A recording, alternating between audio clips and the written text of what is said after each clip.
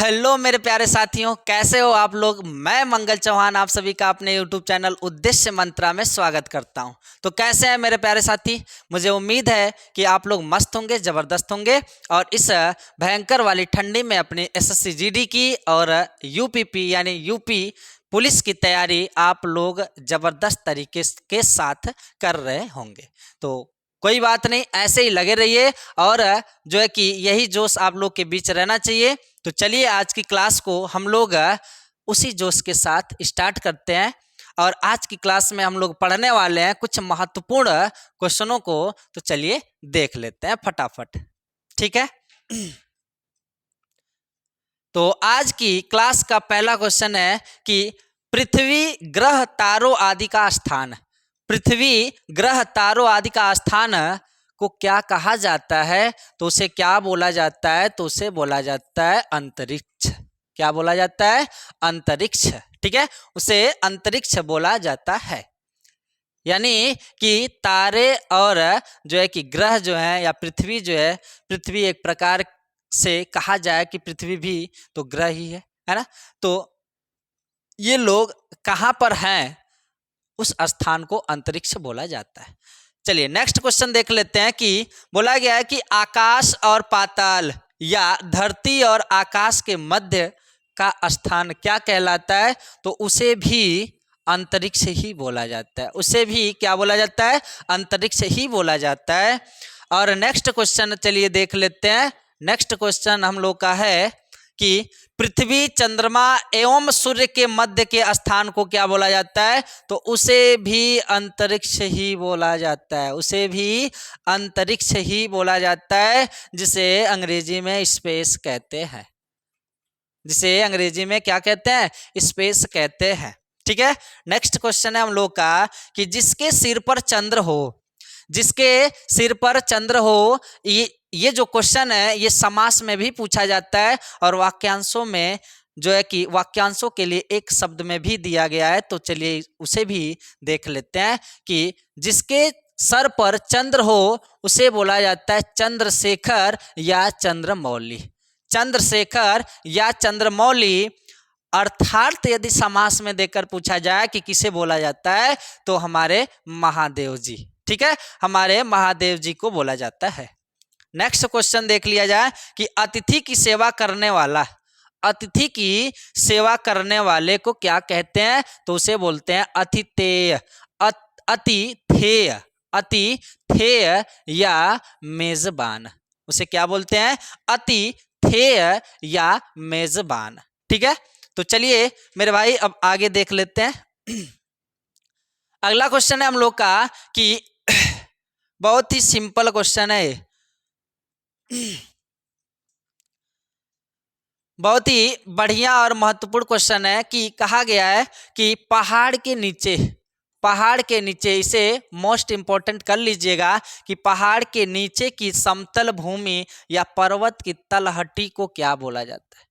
तो जब ये पूछा जाए कि पर्वत की तलहटी को क्या बोला जाता है, तो बोला जाता है उपत्यका। क्या बोला जाता है? उपत्यका, है ना।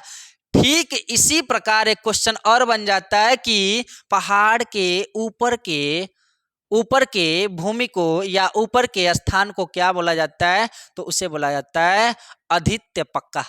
ऐसे ही बोला जाता है आदित्य, आदित्य पक्का, ऐसे ही करके है, ठीक है। तो चलिए नेक्स्ट देख लेते हैं। फिर बोला जाता है कि दो पहाड़ों के बीच खाली स्थान, दो पहाड़ों के बीच खाली स्थान को क्या बोला जाता है। तो उसे बोला जाता है घाटी। दो पहाड़ों के बीच के स्थान को क्या बोला जाता है। तो उसे बोला जाता है घाटी बोला जाता है, ठीक है, घाटी बोला जाता है। पहाड़ों के नीचे का स्थान, पहाड़ों के नीचे के स्थान को क्या बोला जाता है। तो उसे बोला जाता है गिरपाद। उसे क्या बोला जाता है? तो उसे गिरपाद बोला जाता है। नेक्स्ट क्वेश्चन है कि वैध संतान को क्या कहा जाता है। इसे मोस्ट इंपॉर्टेंट कर लीजिएगा क्योंकि ये पूछा जा चुका क्वेश्चन है। मोस्ट इंपॉर्टेंट क्वेश्चन है कि वैध संतान को क्या बोला जाता है। इसका जो शब्द है बहुत ही टेढ़ा और अलग है। इसे औरस कहा जाता है। वैध संतान को औरस कहा जाता है। और यहीं पर यदि आपसे पूछ दिया जाए कि अवैध संतान को क्या बोला जाएगा, तो उसे भी मोस्ट इंपॉर्टेंट कर लिख लीजिएगा, इसे भी बोला जाता है जारज। वैध संतान को औरस और अवैध संतान को जारज कहा जाता है। वैध संतान को औरस और अवैध संतान को जारज कहा जाता है। चलिए आगे देख लेते हैं। देखिए, जिसके आने की कोई तिथि न हो, जिसके आने की कोई तिथि न हो या जिसके आने की निश्चित तिथि न हो, उसे ही तो अतिथि कहा जाता है, उसे ही अतिथि कहा जाता है। ठीक है, जिसके आने का कोई तिथि न हो, जिसके आने की कोई तिथि का पता न हो, उसे ही कहा जाता है अतिथि। नेक्स्ट क्वेश्चन है कि जिसे बुलाया गया हो, जिसे बुलाया गया हो उसे क्या कहा जाता है, तो उसे कहा जाता है आहूत। उसे क्या कहा जाता है, तो उसे आहूत बोला जाता है।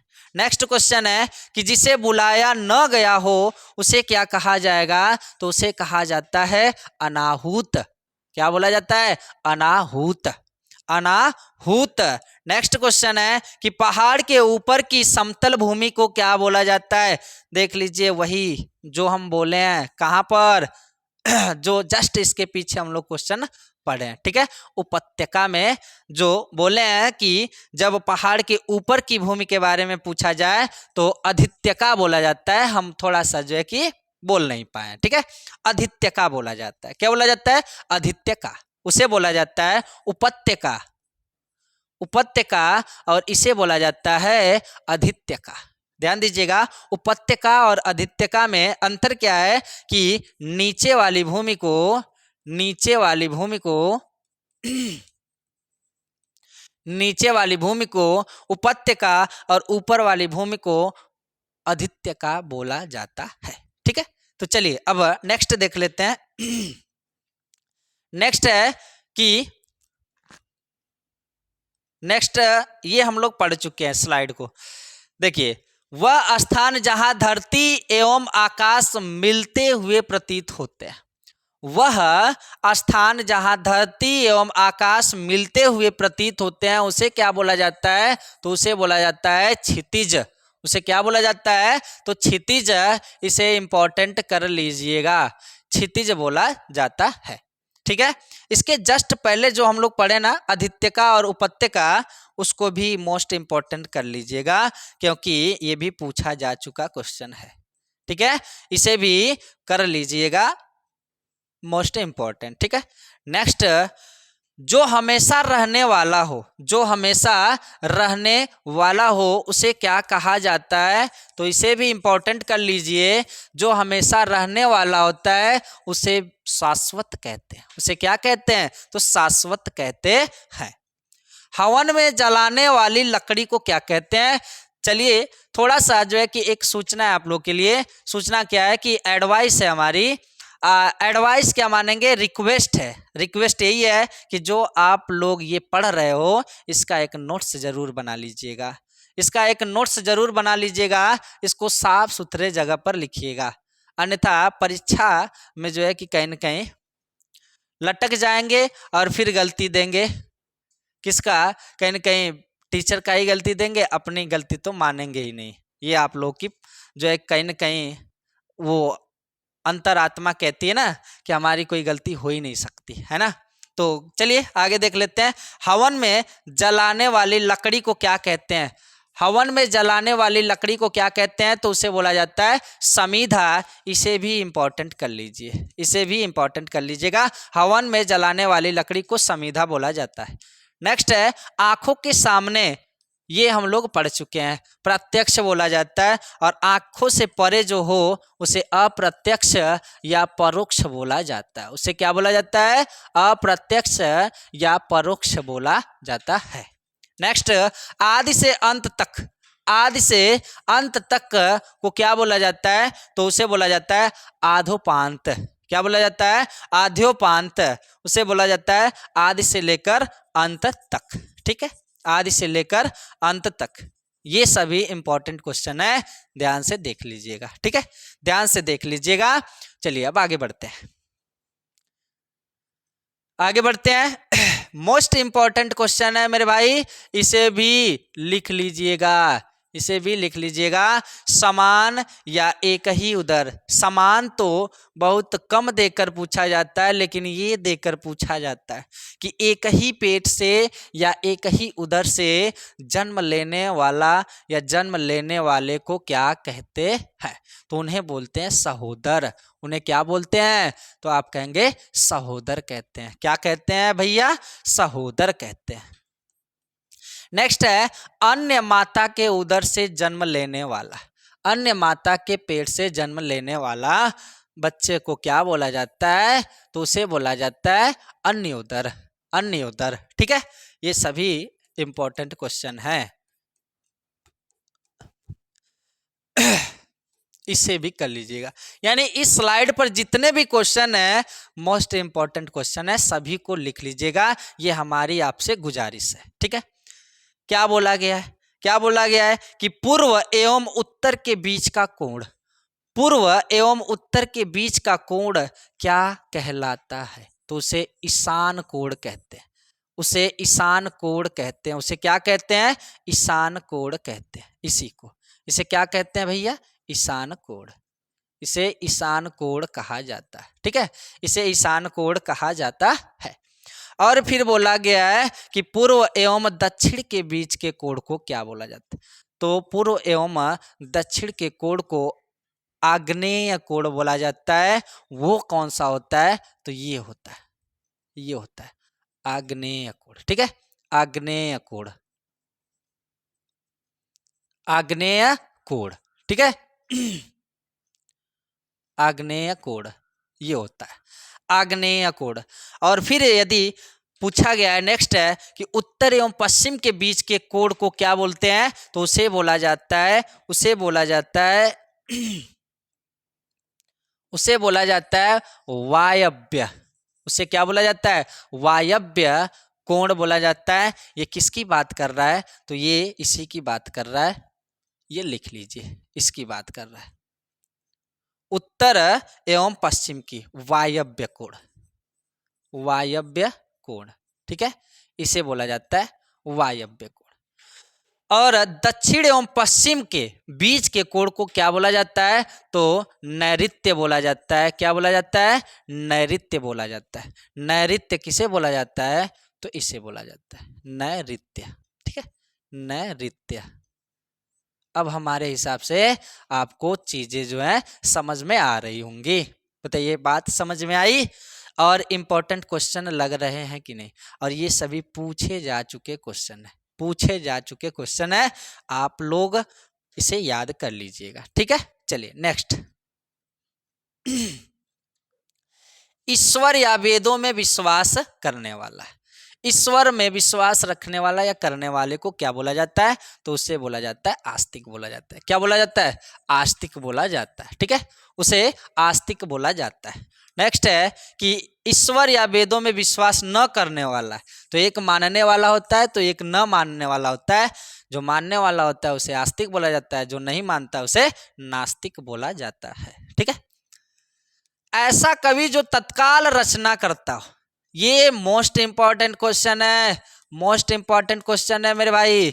मोस्ट इंपॉर्टेंट क्वेश्चन जिसको भी कहा जा रहा है उसको तो खास करके आप लिख लिया करिए। ऐसा कवि जो तत्काल रचना करता हो उसे आंसू कवि बोला जाता है। उसे क्या बोला जाता है? आंसू कवि बोला जाता है। महल का भीतरी भाग, महल का भीतरी भाग को क्या बोला जाता है? तो अंतःपुर बोला जाता है, अंतःपुर बोला जाता है। नेक्स्ट क्वेश्चन है कि जिसने ऋण लिया हो उसे क्या बोला जाएगा? तो ये सिंपल क्वेश्चन है, ऋणी। लेकिन ये जो मतलब शब्द है अधमर्ण, ये हार्ड है, यानी ये पहली बार दिख रहा होगा। तो क्या बोला गया है? अधमर्ण, अधमर्ण भी बोला जाता है। ऋणी तो आप लोग सुने ही होंगे। ठीक है, जिसने अपना ऋण पूरा चुका दिया हो, जिसने अपना ऋण पूरा चुका दिया हो उसे क्या बोला जाता है? तो उसे बोला जाता है उऋण। क्या बोला जाता है? उऋण।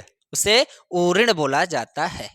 अधिक बोलने वाले, अधिक बोलने वाले को क्या कहा जाएगा? तो उसे वाचाल बोलते हैं। क्या बोलते हैं? वाचाल बोलते हैं। ठीक है, चलिए नेक्स्ट देख लेते हैं। ये स्लाइड भी मोस्ट इंपॉर्टेंट वाली है। ठीक है, चलिए नेक्स्ट देख लिया जाता है। कम बोलने वाले को क्या बोला जाता है? कम बोलने वाले को क्या बोला जाता है? तो मितभाषी।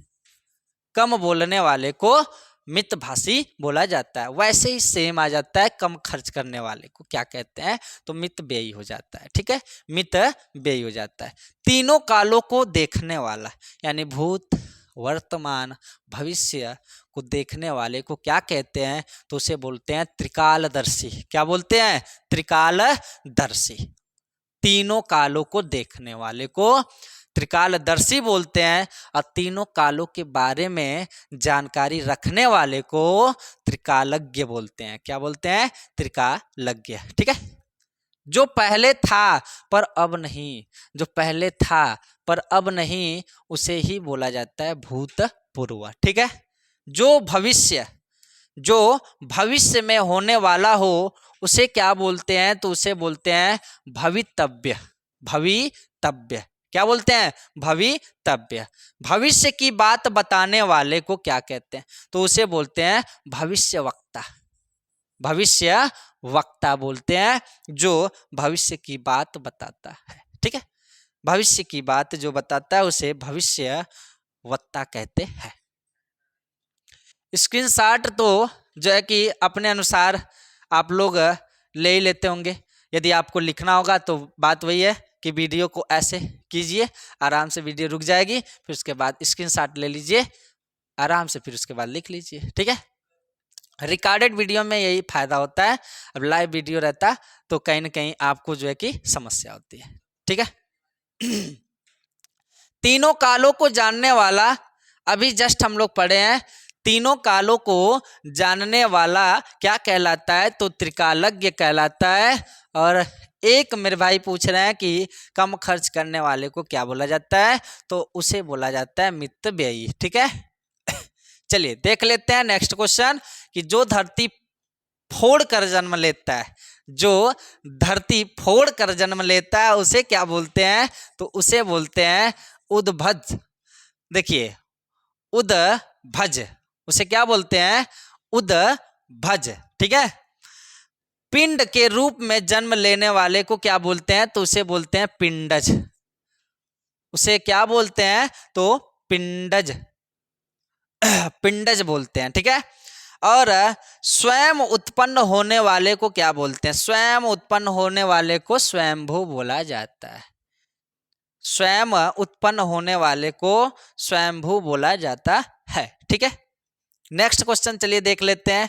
जो भूमि का लेखा जोखा करता है या रखता है, ठीक है, उसे क्या बोलते हैं? लेखपाल बोलते हैं। उसे क्या बोलते हैं भैया?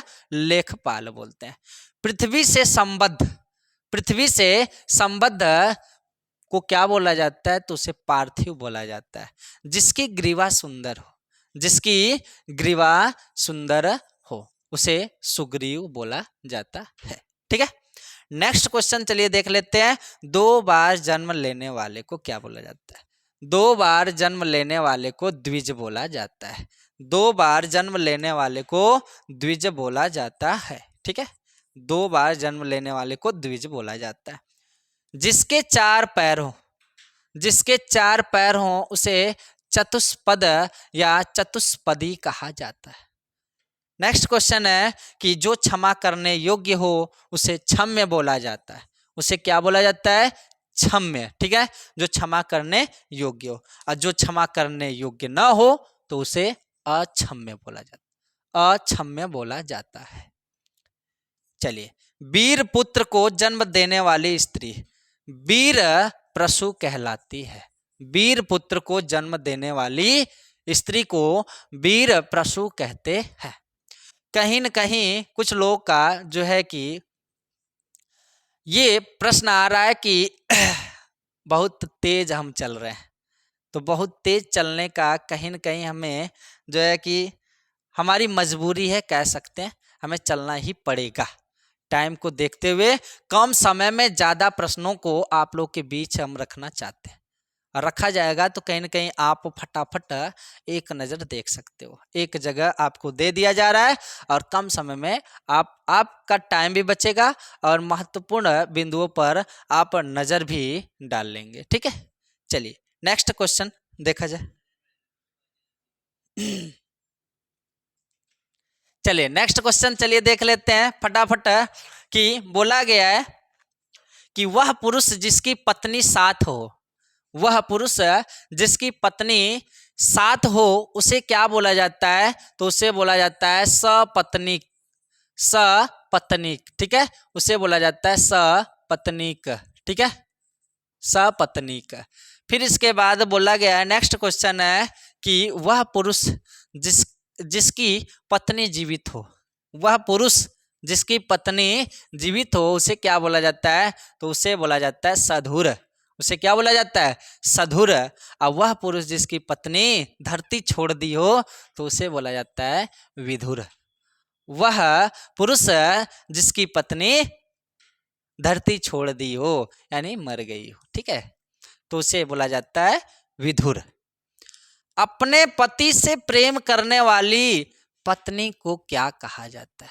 अपने पति से प्रेम करने वाली पत्नी को क्या बोला जाता है? तो उसे बोला जाता है स्वकीय। क्या बोला जाता है? स्वकीय। स्वकीय, ठीक है। और पति को छोड़कर दूसरे से प्रेम करने वाली पत्नी को क्या बोला जाता है? तो उसे बोला जाता है परकीय। क्या बोला जाता है? परकीय। पर मीन्स होता है दूसरा, ठीक है, परकीय।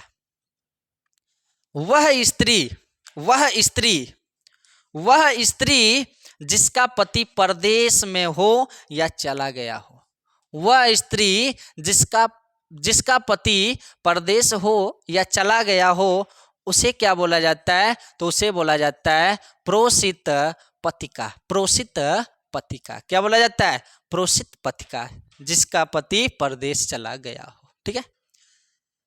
नेक्स्ट क्वेश्चन है कि वह पत्नी जो अपने पति के परदेश में होने के कारण दुखी हो, वह पत्नी जो अपने पति के परदेश में होने के कारण दुखी हो उसे क्या बोला जाता है? तो उसे बोला जाता है कि विरह विदग्धता। विरह विद आधा ग और धा है, ठीक है, विरह विदग्धा, ठीक है, विरह विदग्धा, ठीक है। एक बार फिर से आप भी उच्चारण करेंगे तो कहीं ना कहीं फेल हो ही जाएंगे, आप लोग हंसिए ना, ठीक है। बोला गया है कि विरह विदग्धा, ठीक है। अब हमने तो सही उच्चारण कर दिया, अब आप लोग की बारी है, देख लेते हैं कैसे करते हैं, ठीक है। चलिए नेक्स्ट देख लेते हैं। नेक्स्ट है हम लोग का कि जिस पत्नी का पति परदेश से आने वाला हो, जिस पत्नी का पति परदेश से आने वाला हो उसे क्या बोला जाता है? तो उसे बोला जाता है आगमिष्यत। ऐसे पढ़िएगा, आगमिष्यत पतिका। क्या पढ़ेंगे? आगमिष्यत पतिका। आगमिष्यत, आगमन शब्द से आगमिष्यत पतिका पढ़िएगा, आने वाले को आगमन, ठीक है। जिस पत्नी का पति परदेश जाने वाला हो, एक आने वाला हो और एक जाने वाला हो, तो उसे क्या बोला जाता है? जाने वाले को प्रवस्यत। प्रवस्यत, प्रवस्यत रहना चाहिए था, कोई दिक्कत नहीं है। प्रवत्स्य पतिका है, प्रवत्स्य पतिका, ठीक है। वह स्त्री जिसका पति परदेश से लौटा हो, वह स्त्री जिसका पति परदेश से लौटा हो उसे बोला जाता है आगत पतिका। उसे बोला जाता है आगत पतिका। वह स्त्री जिसके पति ने त्याग दिया हो तो परित्यक्ता। उसे क्या बोला जाएगा? तो परित्यक्ता। वह स्त्री जिसके पति ने त्याग दिया हो उसे बोला जाता है परित्यक्ता। अच्छा ये बताइएगा कि कोई बात नहीं, यहाँ पर स्त्री के बारे में ही कहा गया है। नेक्स्ट क्वेश्चन चलिए देख लेते हैं। वह स्त्री जिसकी कोई संतान न हो तो उसे बोला जाता है बांझ या उसे वंध्या भी बोला जाता है, बांझ या वंध्या। ठीक है, ध्यान दीजिएगा। नेक्स्ट क्वेश्चन कि वह स्त्री जिसका अभी अभी विवाह हुआ हो उसे बोला जाता है नवोड़ा या नववधू। ठीक है, नवोड़ा या नववधू या उसे ही नई दुल्हन भी कहा जाता है शायद, है ना। चलिए नेक्स्ट देख लेते हैं कि बहुत पढ़ी लिखी स्त्री को क्या बोला जाता है, तो बहुत शिक्षिता बोला जाता है। क्या बोला जाता है, बहुत शिक्षिता। उसे क्या बोला जाता है, तो बहुत शिक्षिता बोला जाता है। ठीक है, नेक्स्ट क्वेश्चन कि 12 से 16 वर्ष की आयु की लड़की को क्या बोला जाता है, तो उसे बोला जाता है किशोरी। क्या बोला जाता है, किशोरी। नेक्स्ट क्वेश्चन देख लेते हैं कि जो पराये का हित चाहता हो उसे क्या बोला जाता है, तो उसे बोला जाता है परोपकारी। जो पराये का हित चाहता है उसे क्या बोला जाता है, परोपकारी। ठीक है, चलिए तो आज का सेशन यहीं पर हम लोग समाप्त करते हैं। आज के लिए आप लोग के लिए आज इतना ही क्वेश्चन था और कम समय में हमारे हिसाब से ये लगभग पहुंच जाएंगे 60 से लेकर 70 तक। देख लीजिएगा, गिन लीजिएगा, यदि जो है कि गिनना चाहेंगे तो 60 से 70 क्वेश्चन रहे होंगे। ठीक है, तो अब हमारे हिसाब से आप लोग को बहुत कुछ सीख मिली होगी इन प्रश्नों से। तो चलिए कहने की जरूरत नहीं है, तो आज की क्लास को यहीं पर समाप्त किया जाता है। और वीडियो आपको कैसी लग रही है तो कमेंट करके ज़रूर बताया करिए। ठीक है, कमेंट करने से हम लोग को थोड़ा सा जो है कि एनर्जी मिलता है और कहीं ना कहीं हम लोगों को जो है कि कह सकते हैं कि एक प्रकार की ऊर्जा मिलती है, जिससे हम लोग आप लोग के बीच और जो है कि कंटेंट लाने की पूरा कोशिश कर सकते हैं। ठीक है, तो चलिए आज की क्लास को समाप्त किया जाता है। धन्यवाद।